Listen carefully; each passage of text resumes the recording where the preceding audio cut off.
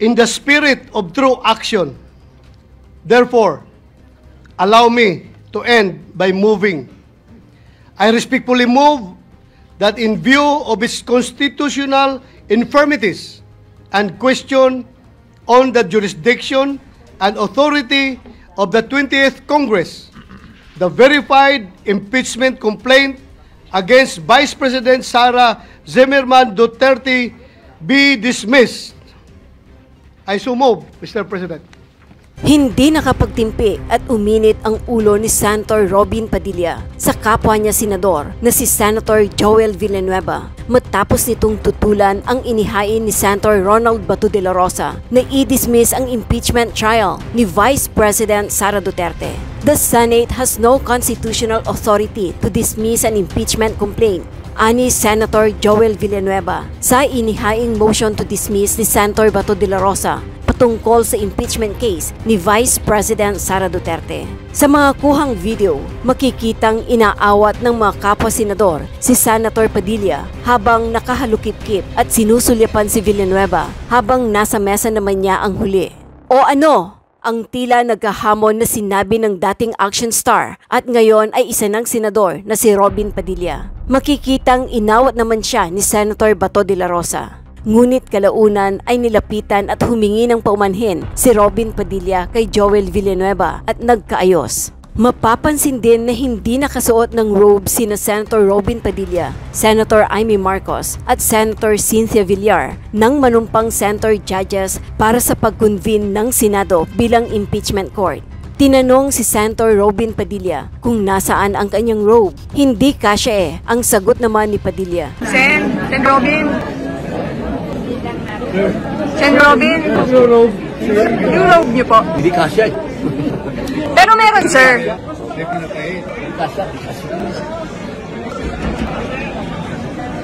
Chair now recognizes Senator Bato de la Rosa. You may proceed, sir. Thank you, Mr. President.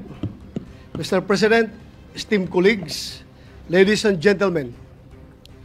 Imagine a house, Mr. President, an unfinished one that is still being built. Where do we begin? Of course, with solid foundations, a level ground, as well as an honest blueprint. Hindi pwede ang mga shortcut. Hindi pwedeng madaliin kung babaliwalain ng mga architects at mga engineers ang mga basic requirements. Hindi magiging matibay ang itatayong bahay. Maaari itong magdulot ng panganib, hindi lamang sa mga maninirahan dito, kundi maging sa ibang mga kabahayan sa paligid nito. If any of us happen to discover that the house we were living in was structurally unsound, we would likely scramble to have it retrofitted. We would probably file cases in anger against developers.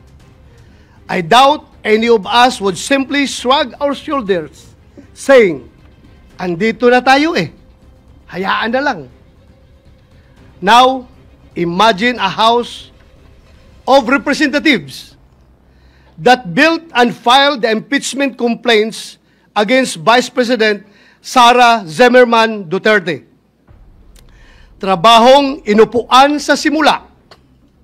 At noong papalapit na ang deadline, biglang naging buzzer beater.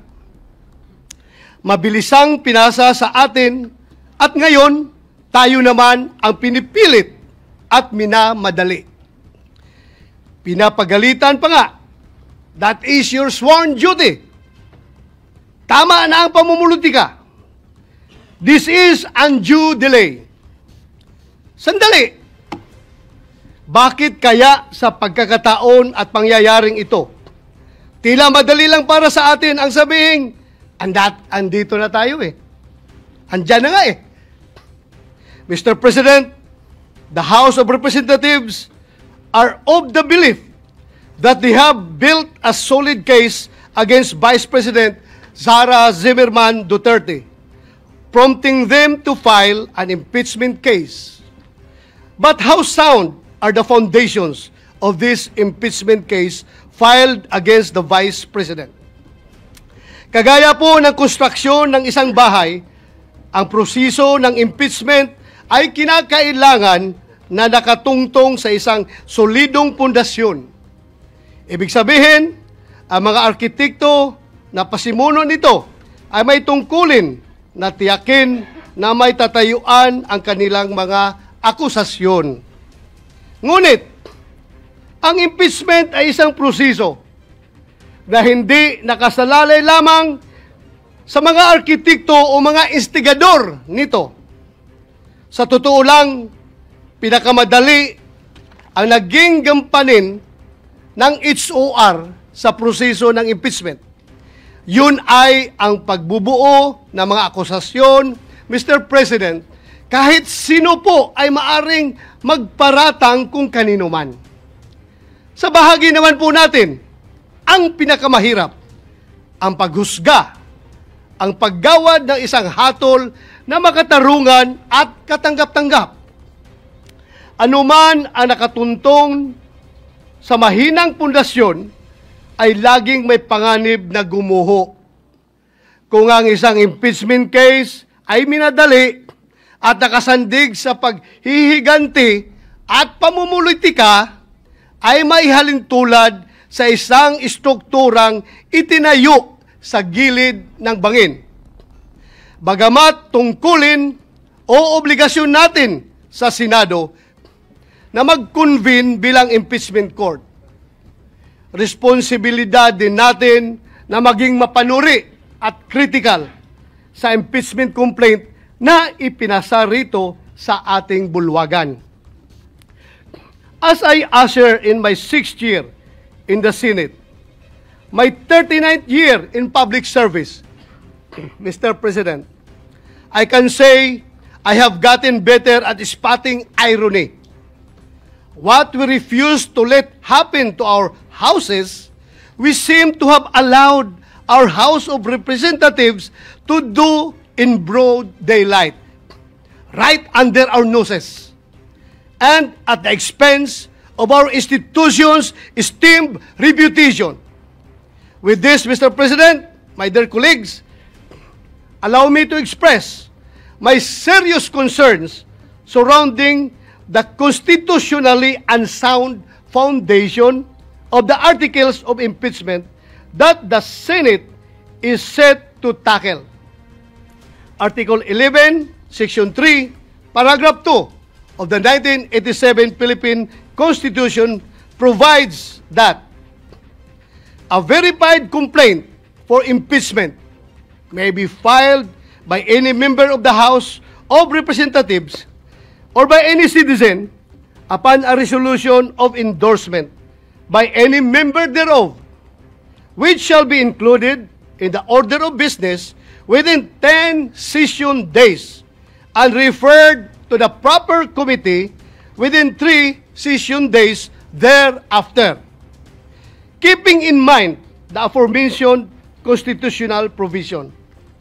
Recall that on December 2, 2024, the first impeachment complaint against Vice President Duterte was filed before the Secretary General of the House of Representatives. The second and third impeachment complaints were filed on December 4, 2024 and December 19, 2024, respectively. These complaints were each endorsed by members of the House of Representatives. While the Constitution requires that a complaint for impeachment must be included in the order of business within 10 session days, the House of Representatives Rules of Procedure in impeachment proceedings require the Secretary General to immediately refer the complaints to the Speaker. Despite this, no action was ever taken by the House on the 3 impeachment complaints filed. Hindi po ito simpleng pagkalimot, Mr. President. Ito po ay tahasang pagsantabi ng kanilang internal rules at constitutional provision. Sinadya po nila na baliwalain ang konstitusyon. Maliwanag po ito sa mga naging panayam kay House Secretary General Velasco. In media interviews, the Secretary General publicly disclosed that the members of the majority of the House of Representatives asked him to withhold the transmittal of the impeachment complaints to the Speaker. Their goal then was to give themselves more time to decide whether or not to file another impeachment complaint.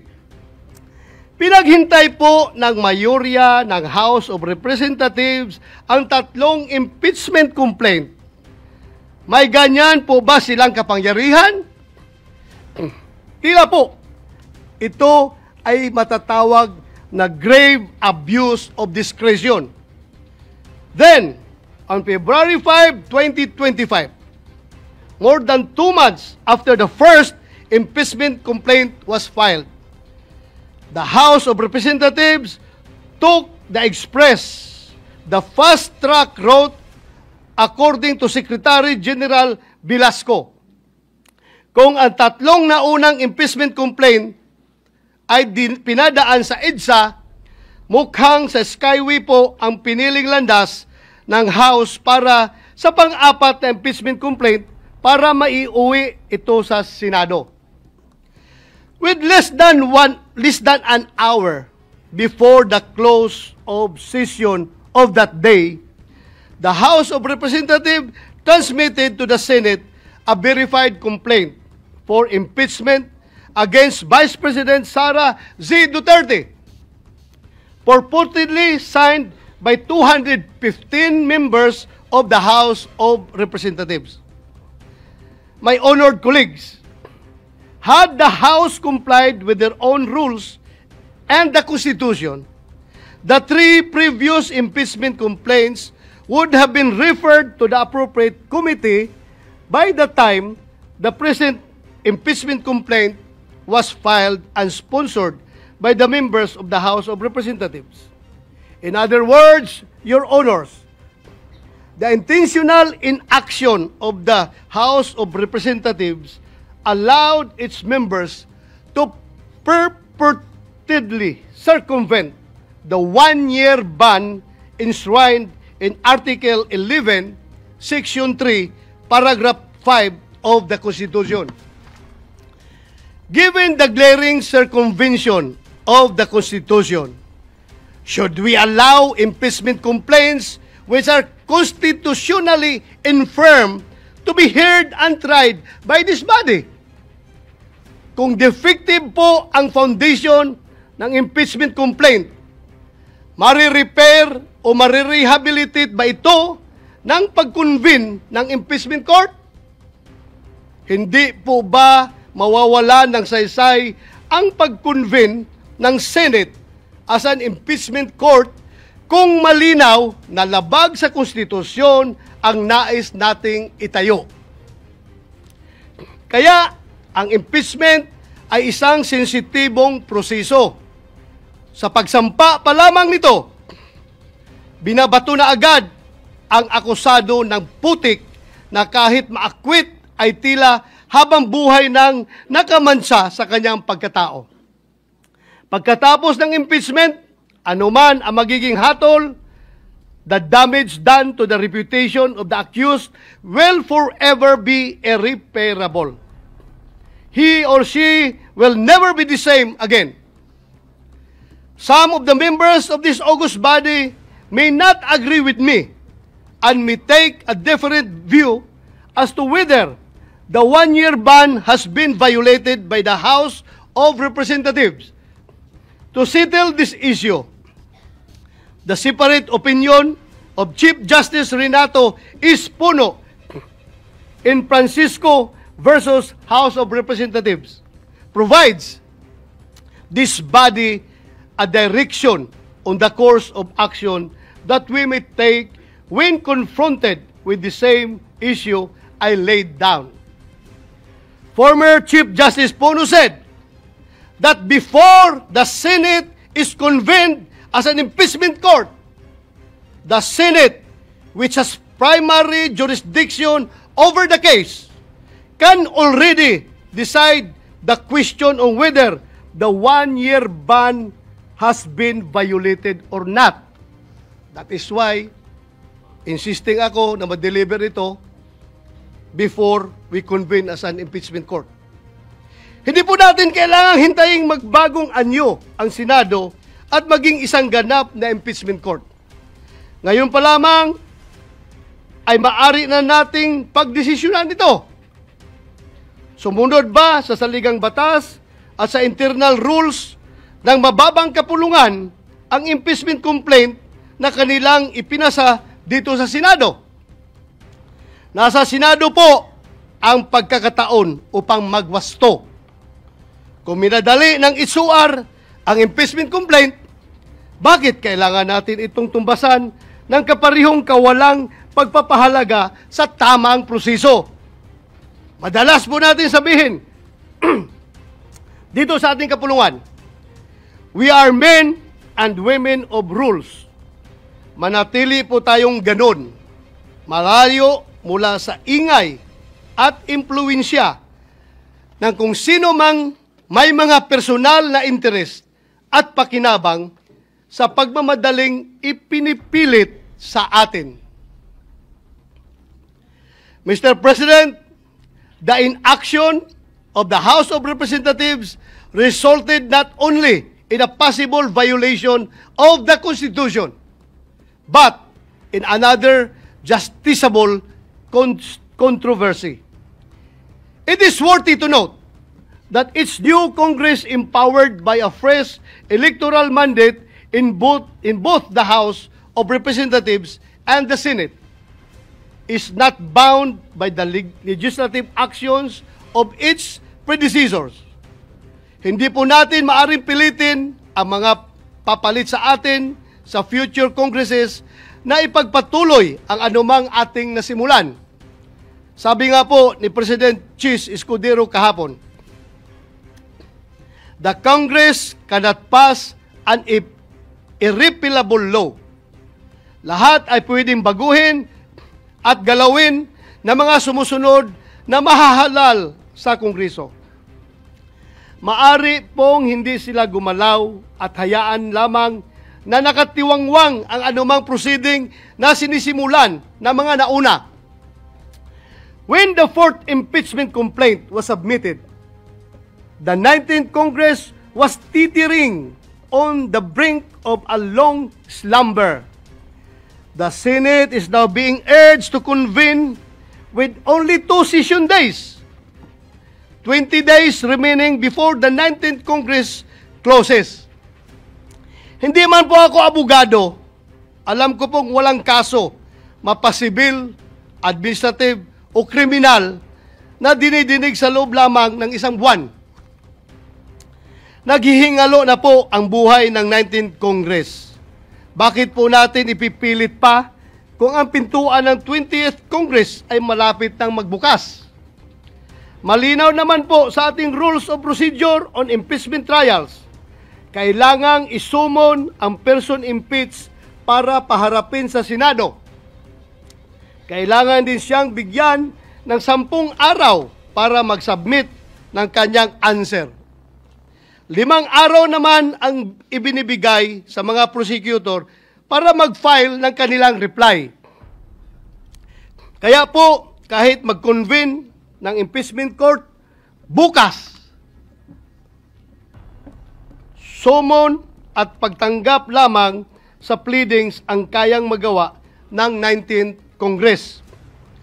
Sigurado na po tayo na ang trial kasama ang pagrepresenta ng ebidensya ay magaganap sa 20th Congress, kung saan bago na po ang komposisyon ng Senado at mababang kapuluan. Because of the change in members, questions are being raised on the jurisdiction of the 20th Congress to carry on with an impeachment trial commenced in the previous Congress. Should the 19th Congress convene an impeachment court what assurance exists that the 20th Congress would continue the trial? Without such assurance, any efforts by the 19th Congress would constitute a significant waste of government resources. Even the authority of the House of Representatives to continue prosecuting is being questioned since the said complaint was filed by a House of a different composition. In fact, some of those who signed the complaint failed to secure a seat in Congress in the recently concluded elections.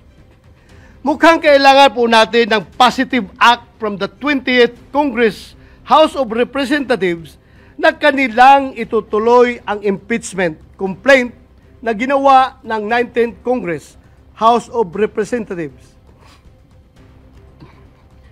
Mr. President, the constitutionally given power and mandate of the Senate to try and decide all cases of impeachment is an immense responsibility that must be exercised in good faith, with sincere intention to fulfill a solemn oath, not with haste, but with careful circumspection, mindful of both the political and legal nature of the exercise.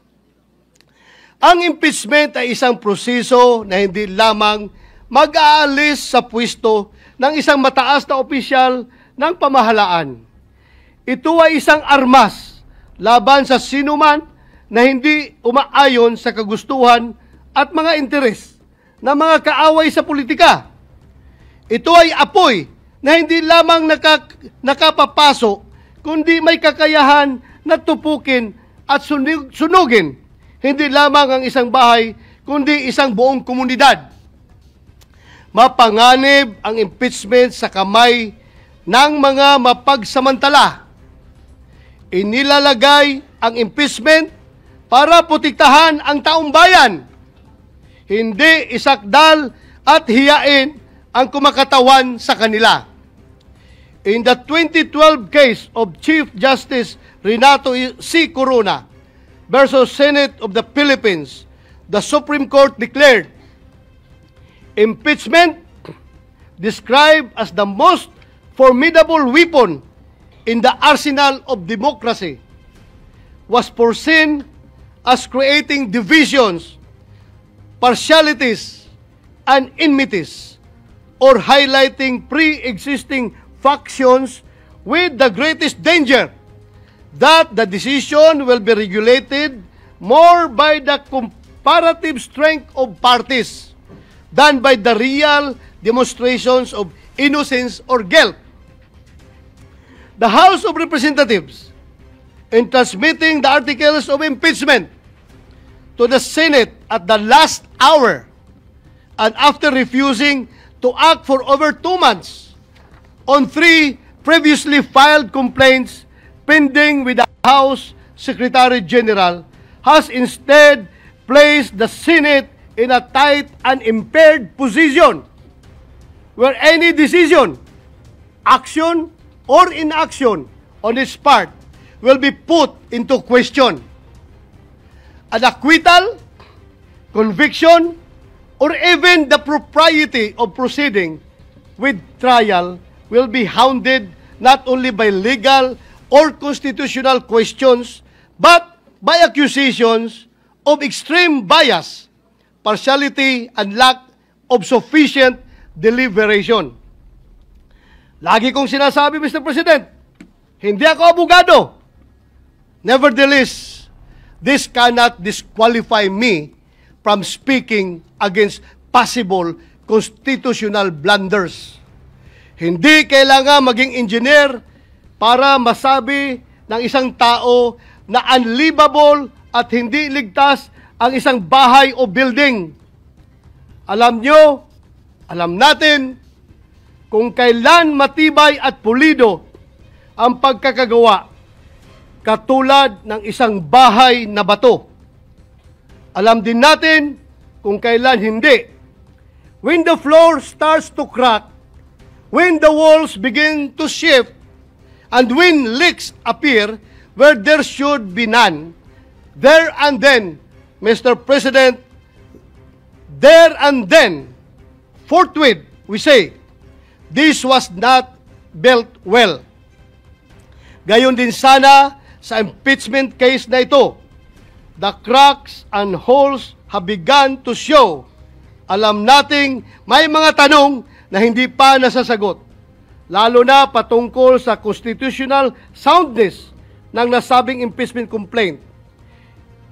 It is my humble opinion then, Mr. President, that with this knowledge must come swift and intelligent action. Kung gaano natin kabilis i-condemn at ipagiba ang mga strukturang hindi ginawa ng maayos, ganon din dapat tayo kabilis umaksyon kung ang nalalagay sa alanganin ay ang ating konstitusyon. In the spirit of true action, therefore, allow me to end by moving. I respectfully move that in view of its constitutional infirmities and questions on the jurisdiction and authority of the 20th Congress, the verified impeachment complaint against Vice President Sara Zimmerman Duterte be dismissed. Allahu Akbar. Mr. President, since I have still the floor, I would like to call Senator Bongo. Mr. President. Mr. President, will the good gentleman yield the floor for a few remarks as part of the privilege hour availed by Senator De La Rosa? Yes, Mr. President. No problem with me. Thank you, Mr. President. Mr. President, I agree with the speech of Senator Bato De La Rosa. Ang gusto nating kalabasan ng paglilitis na ito ay hustisya. Senator Go, before you proceed, Chair has not yet recognized you. Session is suspended. Chair would like to first state the parliamentary situation. After the privileged speech of the Honorable Bato, he asked that the chair recognize Senator Bongo to deliver a seconding speech to the motion he made at the end of his privileged speech. The chair has not yet acted on that motion and has not yet recognized Senator Go. And before the chair declared a short suspension, two members raised their hand to be acknowledged and be heard, and the chair intends to listen to them first before acting on the pending motion. Senator Ontiveros first, and then Senator Villanueva. You may proceed, ma'am. Senator Villanueva is recognized. Thank you very much, Mr. President, distinguished colleagues.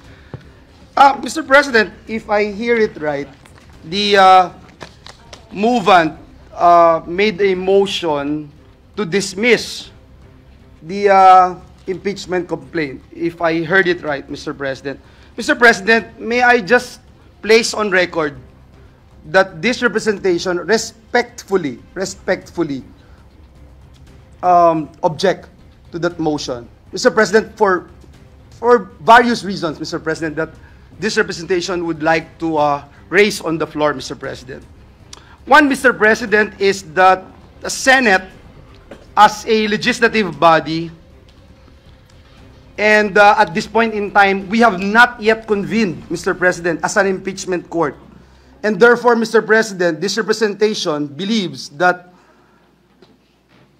we have no constitutional authority as legislative body to dismiss an impeachment complaint. Let me quote the Constitution under Article 11, Section 3, Number 6 of the 87 Constitution. The Senate's role is expressly limited to trying and deciding all cases of impeachment after the House of Representatives has transmitted a valid articles of impeachment. Mr. President, the Senate, in its capacity as a legislative body, does not possess the constitutional authority to unilaterally dismiss an impeachment complaint. And under the constitutional framework, the Senate, assumes a distinct and separate function when acting an impeachment court. Please don't get me wrong, Mr. President. In fact, a lot of the statements made by Senator Bato de la Rosa, I share. I shared the sentiments, Mr. President. In fact, Mr. President, when the impeachment case was filed, or the articles of impeachment were transmitted here in the Senate, an hour before we adjourned, Mr. President, before our break, a week after, more than 380 pages, Mr. President, of annexes ang dumating po, Mr. President. So, dun pa lang, Mr. President, I agree with Senator Bato's statement na somehow minadali or tignan natin. But again, Mr. President, my only concern here is that we have not yet convened as an impeachment court. We can probably dismiss this or even entertain the motion if we are already acting as an impeachment court. Let me go to my other point, Mr. President. The Senate lacks the power to dismiss an impeachment complaint and has no constitutional duty to proceed to trial. And that's why, Mr. President, if you recall yesterday, this representation mentioned that notices are very important when the minority leader made a motion yesterday that he wanted to stop our legislative work and proceed with the convening of the impeachment court. And he made mention about the calendar of activities, kung kailan magsisimula, ano yung timelines, etc., Mr. President. And that's why I objected again, Mr. President. So in the name of consistency, Mr. President, let me again state for the record, the power of initial determination belongs solely to the House of Representatives. You and I, Mr. President, were members of the House for quite a long time. And we talk about it all the time, that it is the sole power of the House to determine kung yung impeachment or articles of impeachment na itatransmit sa Senado ay merong required votes, etc., etc., at ang tanging sole authority naman ng Senado is to act as an impeachment court, not, Mr. President, not as a gatekeeper of the complaint's sufficiency. Further, Mr. President, it bears emphasis that the framers of the Constitution intended a clear division of roles. House initiates, and the Senate tries and decides. Again, Mr. President, I am not even going to say whether or not I will support the motion of our dear colleague, Senator Bato de la Rosa. I'm just saying, Mr. President, that it should be posed, Mr. President, in the impeachment court. Last but not the least, Mr. President, the Senate as a legislative body, or even when it sits as an impeachment court, Mr. President, ito po yung ating posisyon, may not dismiss the impeachment complaint due to change of Congress. Impeachment, Mr. President, is a political discretion. It's not a political discretion, but a constitutional mechanism rooted in the principle that public office is a public trust. Alam na po natin lahat yan bilang mga lingkod bayan. Yung sinasaad ng 87 Constitution, which provides public office, is a public trust. Public officers and employees must at all times be accountable to the people. This duty, Mr. President, is not suspended, nullified, or extinguished by the expiration of the legislative calendar or the transition to a new Congress. But again, I also believe and support the statements made a while ago by Senator Bato de la Rosa. Yung pong functus officius ng Senado, hindi ho applicable sa atin dahil kalahati nga ho sa atin dito, magiging parte pa rin ng impeachment court, parte pa rin ng Senado. Pero dun po sa House, hindi na. So kailangan talaga na malaman natin kung sila'y interesado pa dun sa impeachment na kanilang i-final. Mr. President, just this morning, if I don't know if this morning or last night, I saw an article. I'm not sure if it's Justice Ascuna or Attorney Divina saying that the House must actually do something, whether at least, the very least, is to pass a resolution authorizing, Mr. President, their representatives, their prosecutors, that they are indeed have the blessing of the 20th Congress.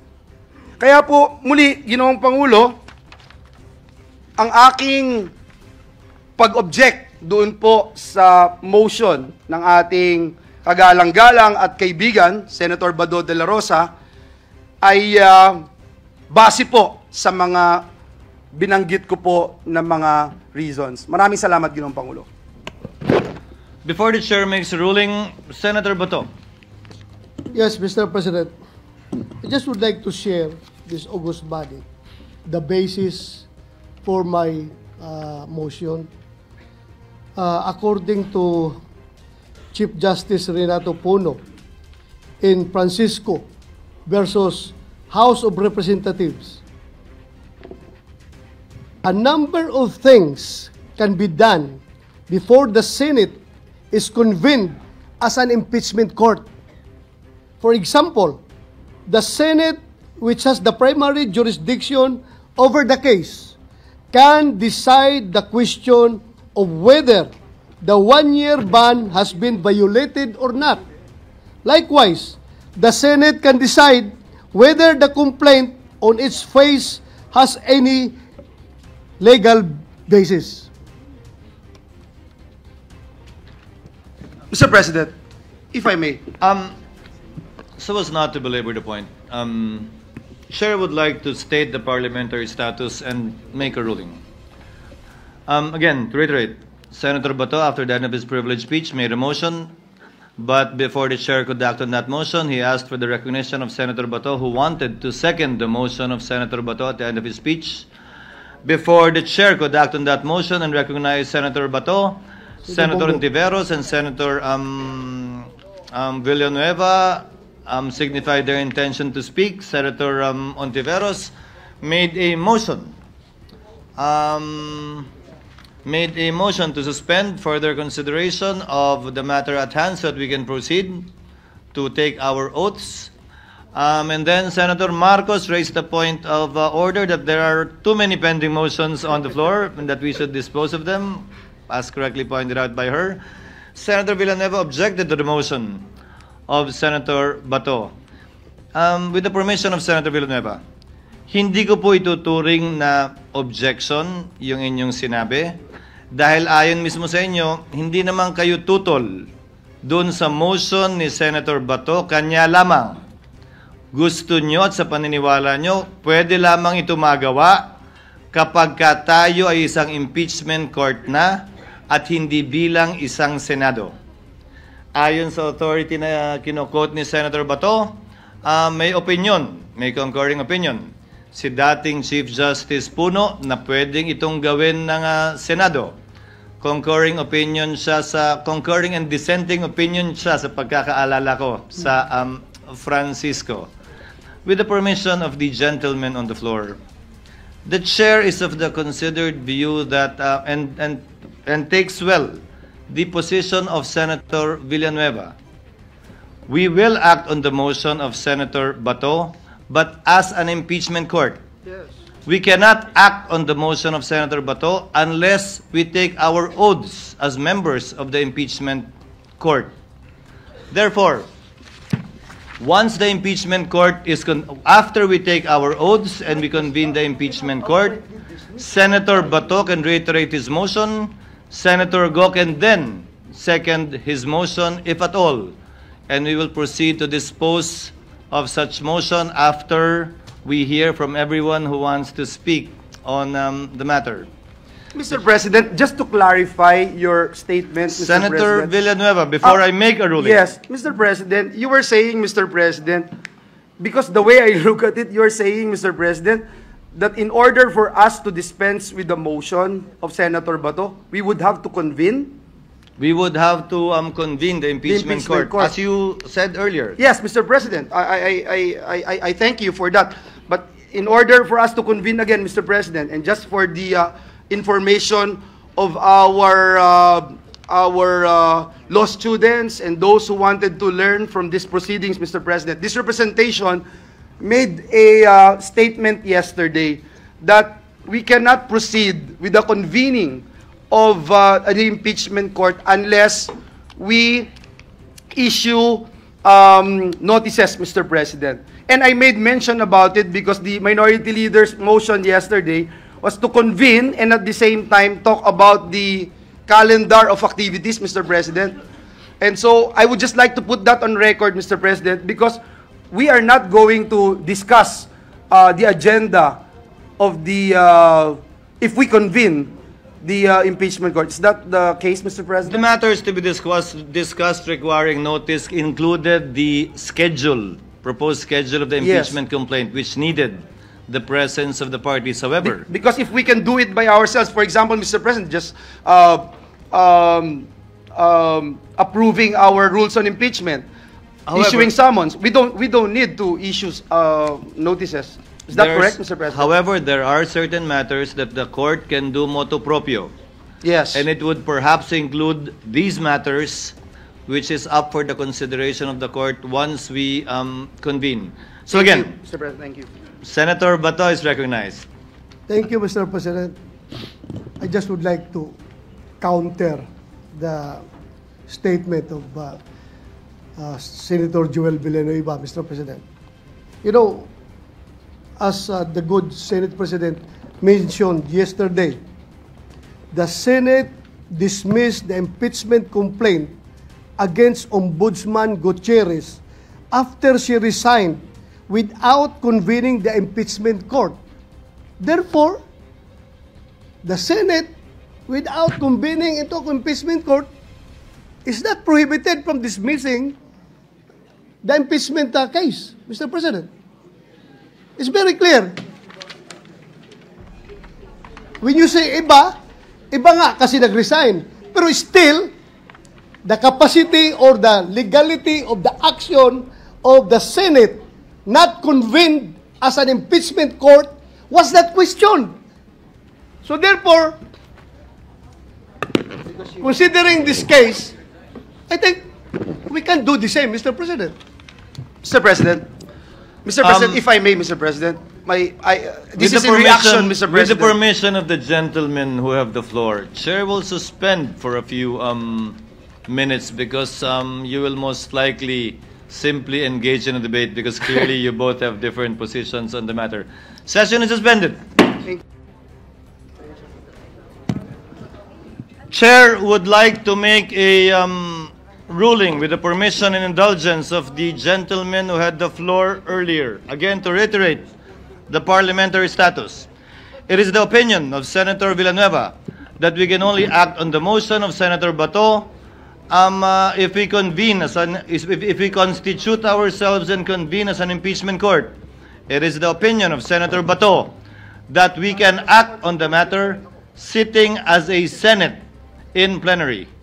While both are considered, while the chair considers both legal and possible and probable, the chair prefers that we convene as an impeachment court first before we act on the motion of Senator Bato, and after we approve the rules, that will be the first item in the agenda of the court after being seconded by Senator Go.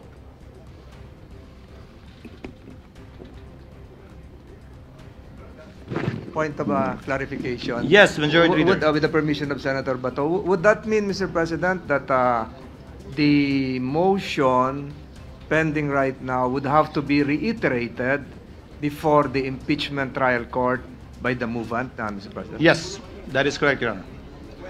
And Given the position of the chair, Senator Bato. Yeah, with the indulgence of the Senate President. Yes, please. May I respectfully request that before the ruling is made, or you have made the ruling already, so I therefore object momentarily your ruling because I have to consult my Session is My suspended. colleague. Session is suspended for a minute. okay.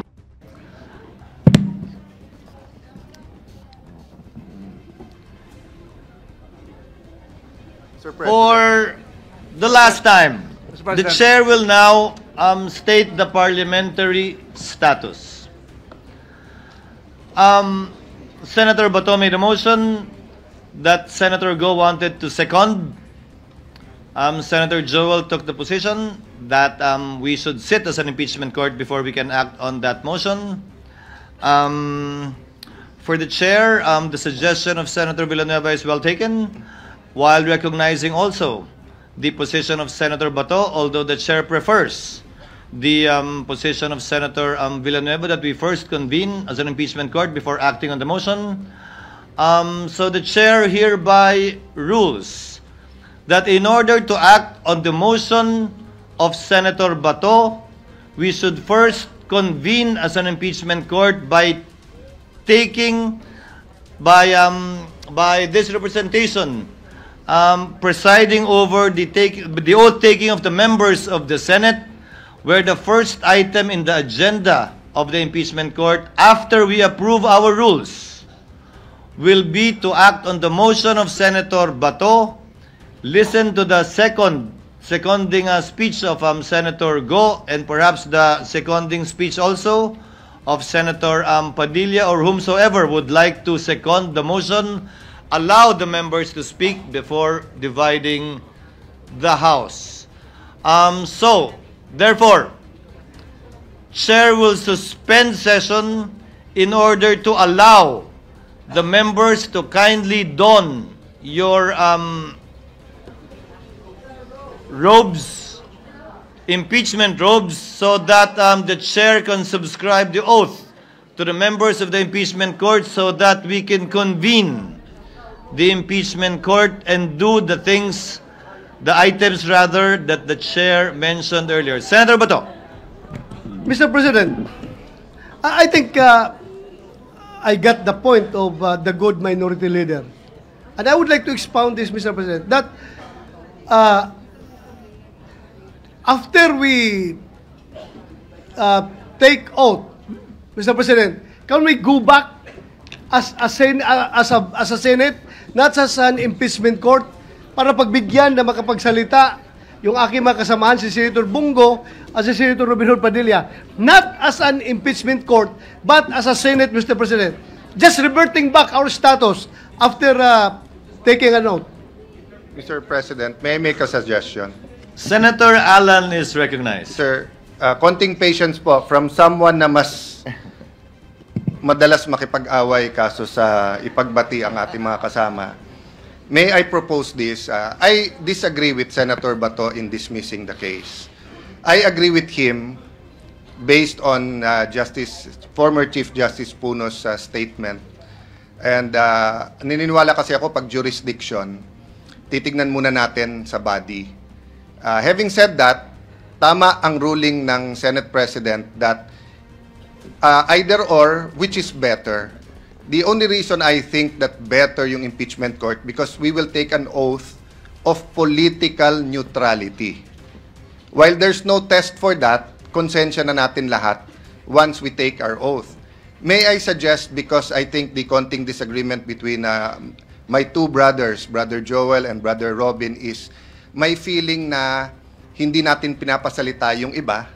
May feeling naman ng minority dahil mas konti sila ay sinusupil ang kanilang karapatan isulong ang isang constitutional duty. May feeling naman yung iba dito sa likod na bakit masusunod yung minority. But I think, Mr. President, when we convene as an impeachment court, am I correct? Senator Bongo and Senator Robin and anyone who wants to speak on the issue of dismissal or any other motion will be able to speak and can move that their statement also be reflected in our session after or tomorrow. That is correct, Your Honor. So that they don't have to repeat it twice. Because the problem, Senator Bato is not an attorney, but he's talking like an attorney. So Senator Batorney,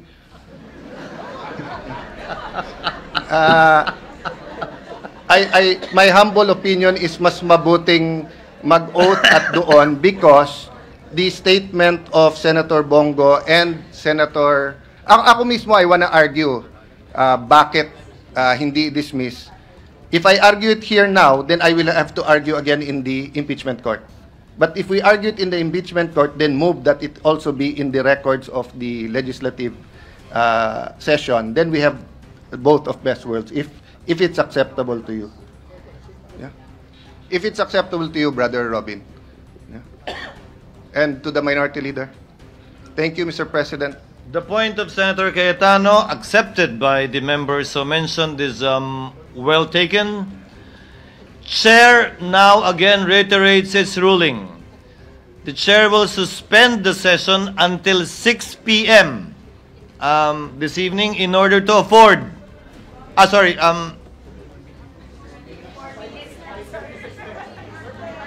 Gaano katagal ba nyo kailangan magbihis? Huh? Forthwith, di ba? 6:15 probably, Mr. President. Would be Chair reasonable. hereby orders that session is suspended until 6:15 Thank you, Mr. President. to afford our members time to don their impeachment robes in order for the members rather, to subscribe. Ano? That is your option, to subscribe to the oath, approve the rules, and dispose of the motion of Senator Bato.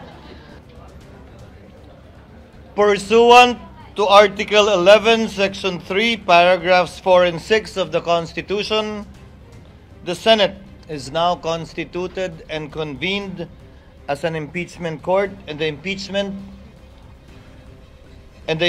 trial of Vice President Sara Zimmerman Duterte is hereby declared open and called to order. At this time, the chair will preside the oath to the senators in the chamber in conformity with Article 11, Section 3, Paragraph 6 of the Constitution. What is the pleasure of the Honorable Marcos? Yes, Mr. President, may I place on record that I make this oath ad cautelam without prejudice to the resolution of jurisdictional issues as well as issues pertaining to the validity of the impeachment complaint or to the filing thereof, if any. Thank you. Duly noted and entered into the records. What is the pleasure of Senator Padilla? Gusto ko lamang din pong mailagay sa talaan na ako po ay manunumpa pero meron pong reserbasyon. Yun lamang po. Duly noted and entered into the records. May I now request everyone to please rise. Raise your right hand.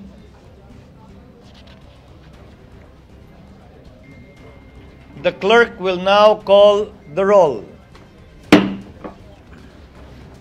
Case number 003-2025 in the matter of the impeachment trial of Vice President Sara Zimmerman Duterte. Roll call of Senator Judges. Senator Binay, Senator Cayetano Alan, Senator Cayetano Pia, Senator De La Rosa, Senator Ejercito, Senator Estrada, Senator Gatchalian, Senator Go, Senator Ontiveros, Senator Lapid, Senator Legarda, Senator Marcos, Senator Padilla, Senator Pimentel, Senator Poe, Senator Revilla, Senator Tolentino, Senator Tulfo, Senator Villanueva, Senator Villar Cynthia, Senator Villar Mark, Senator Zubiri, the presiding officer. With 23 senator judges present, Chair hereby declares the presence of a quorum. Before we take up the matter at hand, as earlier agreed upon when the Senate was still sitting in plenary, Chair would like to first adopt our rules. Chair hereby adopts Resolution Number 39 of the Rules of Procedure on Impeachment Trials, Rule 6 of which provides that the provisions of the Rules of the Senate and the revised Rules of Court shall apply suppletorily whenever applicable.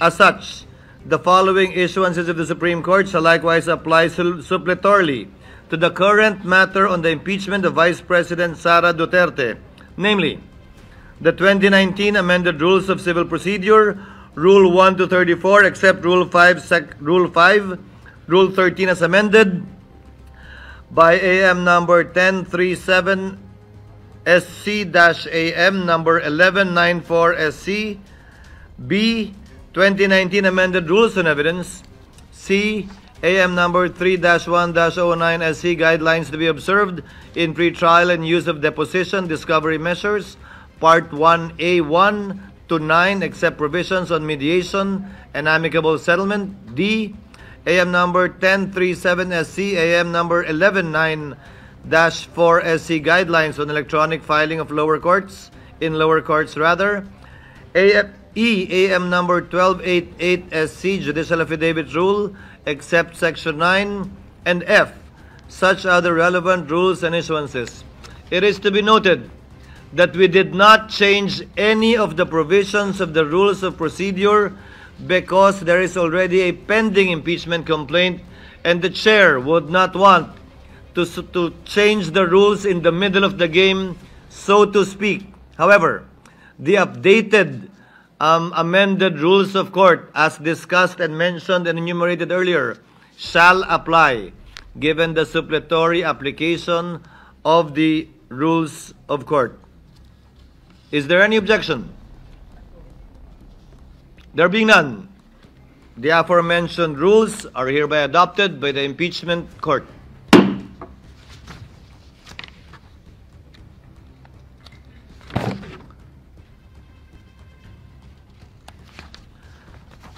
Proceeding now to the matter at hand, as earlier agreed upon and discussed by the Senate sitting in plenary. What is the pleasure of Member Judge Tolentino? Mr. President, for the record, Mr. President, Mr. Presiding Officer, the gentleman may proceed. In view of the convening of the impeachment court, I move that the Committee on Rules be discharged with the previous referral of the subject impeachment complaint, considering that the plenary itself, acting as a body, has initiated and ratified the formation of the impeachment court through a direct act. It is therefore submitted that there is no further necessity for a committee report to be submitted, debated, or adopted in relation thereto. I so move, Mr. President. Any objection to the motion? Hearing none, the Committee on Rules is so discharged as indicated by Member Judge Tolentino. Chair now reiterates the earlier agreed upon matter to be taken up once we have convened as an impeachment court, and for this purpose, the chair would like to recognize Senator Judge Bato de la Rosa to kindly reiterate his motion, and thereafter Senator Judge Go to second his motion. Senator De La Rosa is recognized. You may proceed, sir.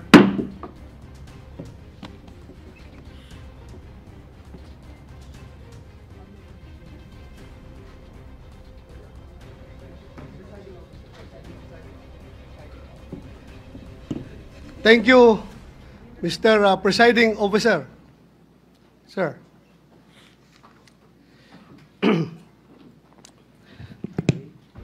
So I would reiterate my motion. The Kindly motion restate the motion you made earlier while the Senate was sitting in plenary session. Yes, Mr. President. In the spirit of true action, therefore, allow me to end by moving. I respectfully move that in view of its constitutional infirmities and question on the jurisdiction and authority of the 20th Congress, the verified impeachment complaint against Vice President Sara Zimmerman Duterte be dismissed. I so move, Mr. President. Mr. Presiding Officer. Mag-subscribe at i-click ang notification bell para sa mga susunod na video updates. Maraming salamat po.